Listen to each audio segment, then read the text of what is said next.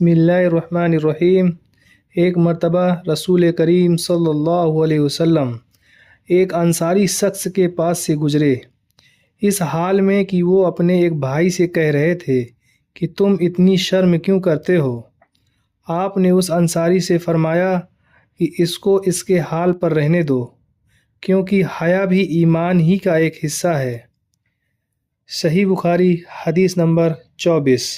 رسول اللہ صلی اللہ علیہ وسلم نے فرمایا، مجھے اللہ کی طرف سے حکم دیا گیا ہے کہ لوگوں سے جنگ کرو اس وقت تک کہ وہ اس بات کا اقرار کر لیں کہ اللہ کے سوا کوئی معبود نہیں ہے، اور یہ کہ محمد صلی اللہ علیہ وسلم اللہ کے سچے رسول ہیں، اور نماز ادا کرنے لگیں اور زکوٰۃ دیں۔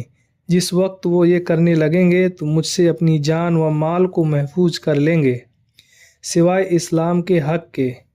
رہا ان کے دل کا حال تو ان کے حساب اللہ کے ذمے ہیں۔ صحیح بخاری حدیث نمبر 25۔